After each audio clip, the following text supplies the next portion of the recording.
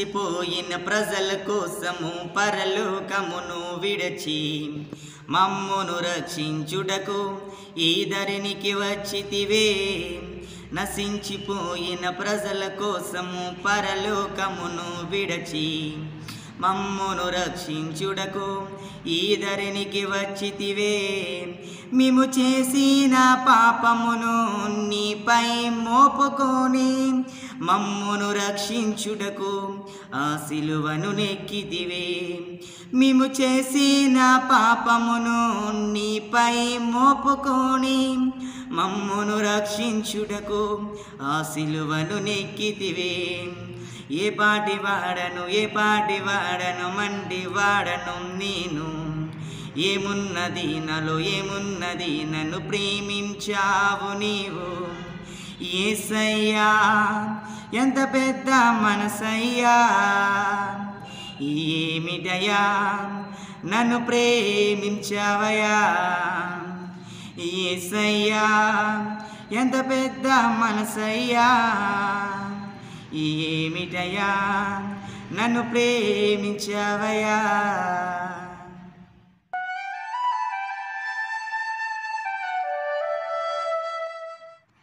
అందరికీ వందనాలు. ప్రార్థన. అందరికీ ప్రభు అయిన దేవ, ఆది సంభూతుడు వగునాథ, మీకే మా కృతజ్ఞత స్తుతులు స్తోత్రాలు తెలియచేస్తుంది. నీ దయా సంకల్పాన్ని బట్టి మాకు అనుగ్రహించి నీ అనుదిన వాగ్దాన పరిచర్యను బట్టి మీకే కృతజ్ఞత స్తుతులు స్తోత్రాలు తెలియచేస్తుంది. ఈ దినాన తండ్రి మాతో చేయబోతున్న వాగ్దానాన్ని మేము స్వతంత్రించుకునే భాగ్యాన్ని అర్హతను నాకును మాకును అందరికీ దయచేయమని నజరేయుని యేసుక్రీస్తు నామములో స్తోత్రాలు చెప్పి అడిగి వేడుకొనుచున్నాం తండ్రి. ఆమేన్.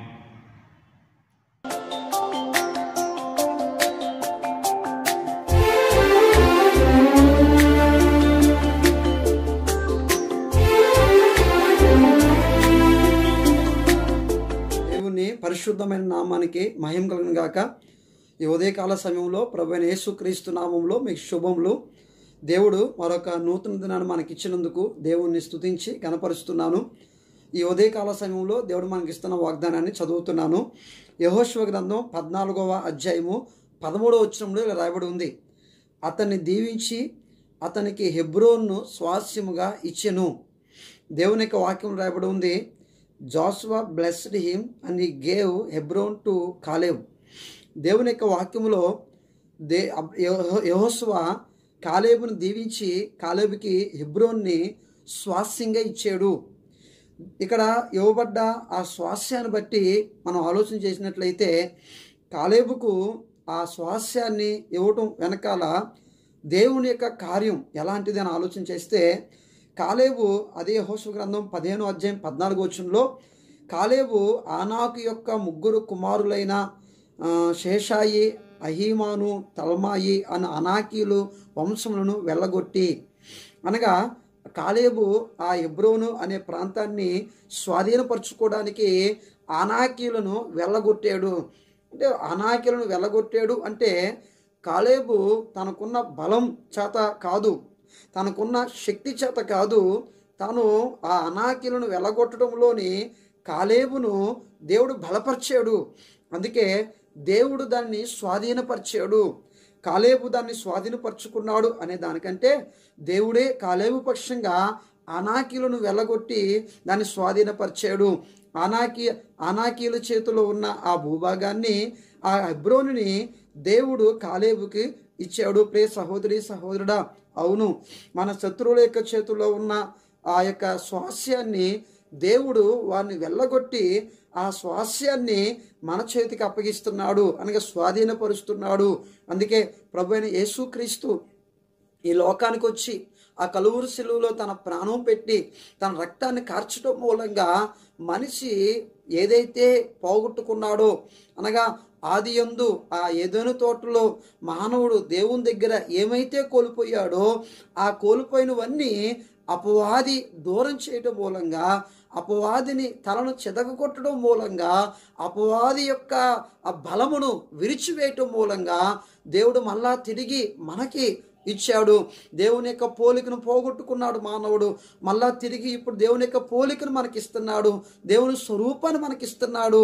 ఎందుకంటే దేవుడి యొక్క పరిశుద్ధత, దేవుని యొక్క పవిత్రత, దేవుని యొక్క నీతి, దేవుని యొక్క యథార్థత, దేవునిలో ఉన్న ఆ ఉన్నతమైన గుణాలు మళ్ళా తిరిగి ఈ భూమి మీద మనం బ్రతకడానికి, జీవించడానికి మళ్ళా తిరిగి వాటిని మనకు అప్పగిస్తున్నాడు దేవుడు. ఎంత గొప్ప విషయం ఇది. కనుక ఆనాడు యెహోషువ కాలేబుకు ఎలాగైతే దాన్ని స్వాధీనపరిచే విషయంలోని సహకరించాడో, అలాగే ఈనాడు మన యొక్క జీవితాల్లో కూడా దేవుడు అపవాది యొక్క చేతులు ఏమైతే మన ఉండిపోయినవో వాటిని మళ్ళీ తిరిగి మన చేతికి దేవుడు అప్పగిస్తున్నాడు. ఒకవేళ నువ్వేమైనా కోల్పోయేవేమో, నువ్వేమైనా పోగొట్టుకుంటున్నావేమో, అలా పోగొట్టుకొని కోల్పోయి శత్రువుల యొక్క చేతులు ఉండడాన్ని బట్టి నిరుత్సాహపడుతున్నావేమో, ఈ ఉదయం దేవుడు వాటిని మళ్ళా తిరిగి నీకు స్వాధీనపరచబోతున్నాడు, నీకు అప్పగించబోతున్నాడు. రెండోదిగా ఈ యొక్క వచనం మనం చదువుకున్నప్పుడు హెబ్రోనును స్వాస్యంగా ఇచ్చాను అనగా కాలేబు పొందుకున్న స్వాస్యము హెబ్రోను, అది శ్రేష్టమైన దానిని దేవుడు ఇచ్చాడు. దేవుడు మనకి ఏది ఇచ్చినా శ్రేష్టమైన వాటినే ఇస్తాడు.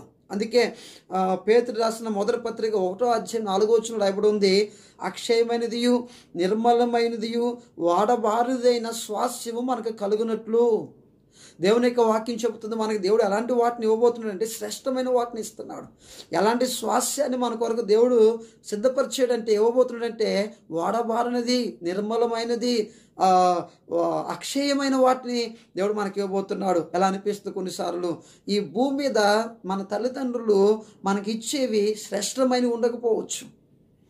ఒకవేళ శ్రేష్టమైనవి మనకి ఇవ్వడానికి వాళ్ళు ఎంతో ప్రయాసపడవచ్చు. కానీ ఈ భూమి మీద నీ సహోదరి, నీ తల్లి, నీ తండ్రి, నీ స్నేహితులు నీకు ఇవ్వాలనుకుంటున్న వాటికంటే అతి శ్రేష్టమైన వాటిని ప్రభు మనకిస్తాడు, ప్రభు మనకు దయచేస్తాడు. కనుక ప్రియ సహోదరి, సహోదరుడా, ఒకవేళ నువ్వు పొందుకోబోయేవి ఎలాంటివి కలుగుతాయి, ఎలాంటివి వస్తాయి నువ్వు అనుకుంటున్నావేమో, కానీ దేవుడు నీకు శ్రేష్టమైన వాటిని ఇవ్వబోతున్నాడు. శ్రేష్టమైన వాటితో నీ హృదయం నింపబోతున్నాడు. శ్రేష్టమైన వాటిని నువ్వు చూడబోతున్నావు. ఇది ప్రభువు నందు చెప్తున్న మాట ఇది. మూడవదిగా ఆయన స్వాధీనపరచడం మాత్రమే కాదు, వాటిని శ్రేష్టమైనవిగా ఎంచడం మాత్రమే కాదు, హెబ్రోను సమాధానకరమైనది అది. అలాంటి దాన్ని ఇచ్చాడు దేవుడు. మూడవదిగా అలా శ్రేష్టమైన వాటిని ఇచ్చినప్పుడు మన యొక్క హృదయాల సంతోషాన్ని కలిగించే దేవుడు. అవును, నీ చేతికి ఎవడైనా పాసిపోయిన అట్టుపండు ఇచ్చాడు అనుకోండి, నీకు హృదయంలో ఆనందం కలుగుతుందా? బాధ కలుగుతుంది, దుఃఖం కలుగుతుంది. అదే నీ యొక్క చేతికి మంచి దోర పండిస్తే, జామ పండిస్తే అబ్బా ఎంత ఆనందం కలుగుతుంది కదా. ఒకవేళ నీ యొక్క చేతికి పగిలిపోయిన సెల్ ఫోన్ ఇస్తే నీకు ఆనందం కలగదు. అలాంటి కొత్త సెల్ ఫోన్ తీసుకొచ్చి చేతిలో పెడితే ఎంత ఆనందం కలుగుతుందో. కనుక దేవుడు మనకి ఇచ్చే శ్రేష్టమైన ఈవులు మన హృదయంలో ఆనందాన్ని కలిగిస్తాయి. అందుకే అదే పేతురు పత్రికలోని 1వ అధ్యాయం 5వ వచనంలో రాయబడి ఉంది, ఇందువలన మీరు మిక్కిలి ఆనందించుచున్నారు, ఆ స్వాస్యము పరలోకమందు భద్రం చేయబడినది, ఇందువలన మీరు మిక్కిలి ఆనందించుతున్నారు. అంటే శ్రేష్టమైన స్వాస్యము పరలోకంలో మన కొరకు దాచబడి ఉన్నది. అందువలన ఈ భూమి మీద మనం మిక్కిలి ఆనందిస్తున్నాం. ఎందుకంటే మనకున్న స్వాస్యము అది శ్రేష్టమైనది కాబట్టి, దేవుడు మనకిచ్చే ఈవులు శ్రేష్టమైనవి కాబట్టి మనం ఆనందించగలుగుతున్నాం. అంటే దేవుడు మనల్ని సంతోషింపచేయాలని కోరుకుంటున్నాడు, ఆనందింపచేయాలని కోరుకుంటున్నాడు. ప్రియ సహోదరి, ఏవో కొన్ని కారణాల చేత నీ హృదయం బాధపడుతుందేమో, దుఃఖపడుతుందేమో, వేదన చెందుతుందేమో, కానీ ఆయన ఆనందింపచేయ దేవుడు, ఆయన సంతోషింపచేయ దేవుడు, నీ దుఃఖమును ఆయన సంతోషంగా మార్చే దేవుడు. కనుక నీకు భూమి మీద పరలోకంలో కూడా నీ హృదయం సంతోషింపచేయడానికి ఆయన మన నిమిత్తమే చేయవలసిన సమస్తాన్ని కూడా కలువరి శిలువలో చేశాడు. ఆ కలువరి శిలువలో కార్చిన రక్తము మూలంగా శ్రేష్టమైన వాడితే నింపి హృదయాన్ని సంతోషింపచేయాలని దేవుడు కోరుకుంటున్నాడు. అందుకే పౌలు అన్నాడు, ప్రభువునందు ఆనందించండి. మరలా చెబుతున్నాను, ప్రభువునందు ఆనందించండి. ఆయన మనకు చాలినవాడు ఆయన, మనకి ఏమి తక్కువ చేయనివాడు ఆయన, తక్కువగా ఎంచేవాడు కాదైనా, అన్నిటినీ సమకూర్చేవాడు ఆయన. కనుక ఆయన ఆనందించండి. కనుక దేవునికి వాక్యం చెబుతుంది, కాలేబుకి హెబ్రోను స్వాస్యంగా ఎలాగైతే ఇచ్చాడో దేవుడు మన విషయంలో కూడా స్వాధీనపరచవలసింది మనం స్వాధీనపరుస్తాడు, వాటిని శ్రేష్టమైనవిగా ఇస్తాడు, మన హృదయాన్ని ఆనందింపజేస్తాడు. అటువంటి కృప నీకు నాకు అనుగ్రహించబడును గాక. ఆమేన్. ప్రార్థన చేసుకుందాం. మహాగణుడు దేవ, జీవాధిపతులకు తండ్రి, ఈ యొక్క ఉదయం తండ్రిని చేతిని మనం అప్పగించుకుంటున్నాం. ఆనాడు కాలేబుకి ఎలాగైతే ఆ ఆ స్వాస్థ్యం ఇచ్చేది ఎప్పుడు ప్రభువా తండ్రి. ఈనాడు మేము కూడా నీ యందు ఉన్నప్పుడు తండ్రి అలా ప్రభువా మాకు కూడా స్వాస్థ్యంగా నువ్వే ఉన్నావు ప్రభువా. శ్రేష్టమైన వాడివి నువ్వే మాకు స్వాస్థ్యంగా ఉన్నారు. మరి ఇప్పుడు ఎవరెవరైతే ప్రభువా వారి యొక్క జీవితాల్లో ఇంకా పొందుకోలేక ఆయా వాటిని వారి జీవితాలు కలిగి ఉండలేక నీ వైపు చూస్తున్నారు, అట్టి ప్రతి వ్యక్తి జీవితాన్ని అద్భుతం జరిగించుకుని యేసు నామములో అడుగుతున్నాను పరమ తండ్రి. ఆమేన్. దేవుని కృప మీకు తోడే ఉండను గాక.